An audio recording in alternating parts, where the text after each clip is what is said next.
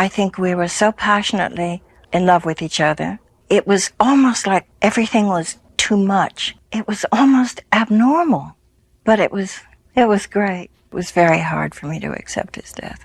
It took a long time. In the golden age of Hollywood, few names shimmered as brightly as Elizabeth Taylor. Her violet eyes, legendary beauty, and magnetic presence made her one of the most unforgettable stars the world had ever known. But behind the diamonds, the applause, and the dazzling headlines, Elizabeth Taylor spent much of her life searching for something far simpler and far more fragile: love. She married 8 times, loved passionately, lost painfully, and lived through romances that the world watched with fascination. Yet as the years passed and the lights of Hollywood slowly dimmed, one quiet truth remained in her heart. Among all the men who shared her life, there was one love she could never truly leave behind. And sometimes, the greatest love stories are the ones that never really end. The man who made her feel safe, Mike Todd. By the mid-1950s, Elizabeth Taylor was already one of the most famous women in the world. Audiences saw glamour, success, and a life filled with privilege. But behind the dazzling spotlight, her private life had already been marked by disappointment. 2 marriages had ended, and the young actress, still only in her mid-20s, was quietly wondering whether lasting love was something she would ever truly find. Then, in 1956, she met Mike Todd. Todd was unlike the polished Hollywood men Elizabeth had known before. Loud, confident, and larger than life, he was a legendary showman who had produced the epic film Around the World in 80 Days. Where others treated Elizabeth like a delicate star, Todd treated her like a partner. He made her laugh. He challenged her. Most importantly, he made her feel protected in a world that often felt overwhelming. Their romance moved quickly, the way great passions often do. Todd adored Elizabeth openly and without hesitation. He once famously called her the most exciting woman in the world. In return, Elizabeth seemed to glow in a way that even Hollywood noticed.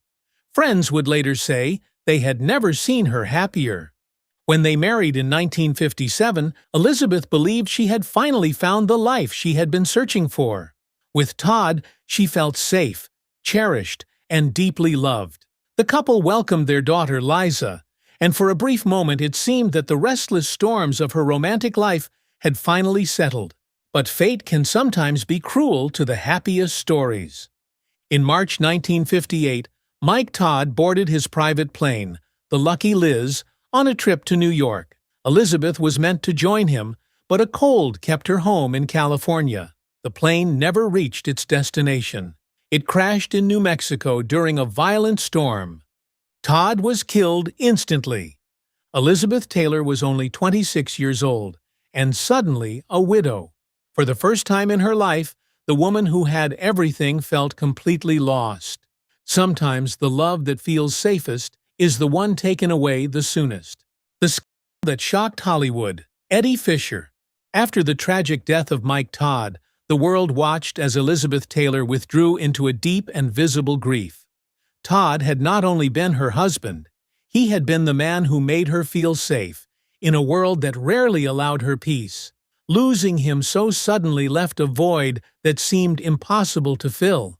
In those dark months, one person remained constantly by her side: Eddie Fisher. Fisher had been a close friend of Mike Todd's, and he initially stepped in simply to comfort a grieving widow. He visited often, stayed close, and tried to lift Elizabeth out of the crushing loneliness that followed Todd's death. At first, their bond seemed understandable. 2 people mourning the same man, finding comfort in each other's company. But there was one complication the public could not ignore. Eddie Fisher was already married to Debbie Reynolds, one of Hollywood's most beloved actresses, and also Elizabeth's friend. As Fisher spent more time with Elizabeth, whispers began spreading through Hollywood. Soon the whispers became headlines. What had started as sympathy was now turning into one of the most explosive scandals the film industry had ever seen.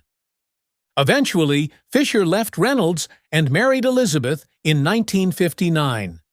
To many in the public, the decision felt like a betrayal. Newspapers were relentless. Fans who once adored Elizabeth suddenly turned against her. For the first time in her career, she was no longer seen as Hollywood's golden girl, but as the woman who had broken up America's most admired marriage. Yet behind the truth was more complicated. Elizabeth was still grieving Mike Todd. Fisher was offering comfort. And sometimes, when people are drowning in loss, they reach for whatever lifeline appears closest. But comfort is not always the same as love. The marriage between Elizabeth Taylor and Eddie Fisher quickly began to crumble under the pressure of public outrage and emotional confusion. And soon, Elizabeth would meet a man who would change her life forever. Because the next love she found would not simply be controversial, it would become legendary. The love that burned too bright, Richard Burton. By the early 1960s, Elizabeth Taylor had already lived through more public drama than most Hollywood stars would experience in an entire lifetime. Her marriage to Eddie Fisher had begun under the shadow of and as time passed, it became increasingly clear that the relationship had been built more on grief than on lasting love. Then, in 1962, Elizabeth arrived in Rome to begin filming one of the most expensive movies ever made, Cleopatra. It was there that she met Richard Burton. Burton was everything Elizabeth had never encountered before. Brilliant, fiercely intelligent, charismatic, and dangerously magnetic. A classically trained stage actor with a powerful voice and commanding presence, Burton possessed a kind of intensity that seemed to fill every room he entered. From the moment they began working together, their chemistry was impossible to ignore. At first, their connection appeared professional, but slowly, quietly, something deeper began to grow. Conversations stretched long after filming ended. Glances lingered a little longer than expected. Both were married at the time, yet neither seemed able or willing to resist the pull between them. Before long, their relationship exploded into the open. The affair between Elizabeth Taylor and Richard Burton quickly became the most talked-about romance in the world. Newspapers across Europe and America ran headline after headline. The Vatican itself publicly condemned their relationship, calling it immoral. But for Elizabeth and Burton, the outside world seemed almost irrelevant. They were drawn together by something powerful and unpredictable, something that felt larger than either of them could control. Burton admired Elizabeth's strength and vulnerability, while Elizabeth found in Burton a man who matched her emotional intensity in ways no one else ever had. In 1964, after divorcing their respective spouses, Elizabeth Taylor and Richard Burton finally married. The world watched in fascination. It was a love story filled with passion, brilliance, and fire. But sometimes, the brightest flames are also the hardest to control, and their love would soon prove to be as turbulent as it was unforgettable. 2 marriages, 1 unfinished story. Richard Burton. When Elizabeth Taylor married Richard Burton in 1964, the world believed it was witnessing the union of 2 unstoppable forces. They were not simply movie stars, they were legends in motion. Together, they dominated headlines, film sets, and glamorous parties from Rome to Hollywood. Their love was passionate, extravagant, and often unpredictable. Burton famously showered Elizabeth with some of the most famous jewels in history, including the legendary Taylor-Burton diamond, a dazzling symbol of their larger-than-life romance. But behind the glamour and public fascination, their relationship carried a darker intensity. Both were strong-willed, emotional, and fiercely independent. Arguments between them could be as explosive as their love was powerful. Friends who visited their home often described evenings that shifted suddenly, from laughter and poetry to heated disagreements that seemed to shake the walls. Yet even during their most difficult moments, something between them remained unbreakable. They understood each other in ways that few people could. For more than a decade, Elizabeth and Burton acted together in several films, traveled the world, and lived a life filled with excess and emotion. But slowly, the same passion that brought them together, began to wear them down. Burton's struggles with alcohol, combined with the pressures of fame and constant public attention, began to take their toll. In 1974, after 10 intense years together, Elizabeth Taylor and Richard Burton divorced. For many observers, it felt like the end of one of Hollywood's greatest love stories. But the story wasn't finished. Just 1 year later, unable to completely walk away from each other, they remarried in 1975. The second marriage, however, lasted less than a year. By 1976, they divorced again, this time for good, or so it seemed. Because even after the marriage ended, something between them never truly disappeared. In interviews years later, Elizabeth would often speak of Burton with a mixture of tenderness and quiet regret. Some loves may change form, but they never truly fade. The Quiet Marriage, John Warner. After the emotional storms of her years with Richard Burton, Elizabeth Taylor seemed ready for something completely different. The dramatic passion of Hollywood romances had exhausted her, and for the first time in many years, she longed for a quieter life, one far removed from movie sets and flashing cameras. That opportunity appeared when she met John Warner. Warner was not a film star, a producer, or a celebrity in the traditional Hollywood sense. Instead, he was a respected political figure who would later become a United States Senator.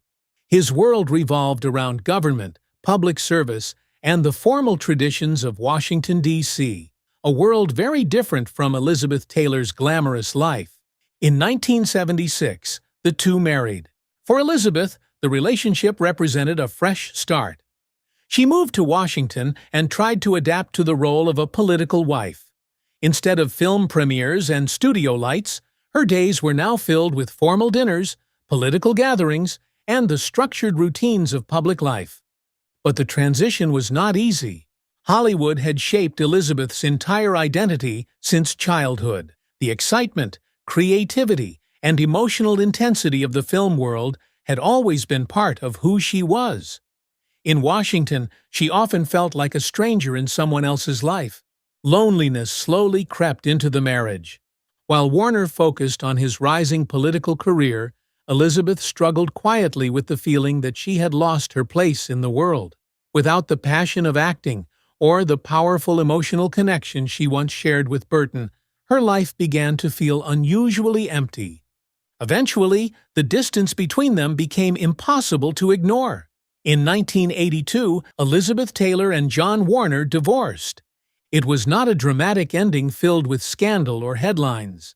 Instead, it was something quieter, two people realizing they belonged in very different worlds. And yet, even as she moved forward again, one truth remained clear. Despite all the men who had entered her life, one name still lived quietly in her memory.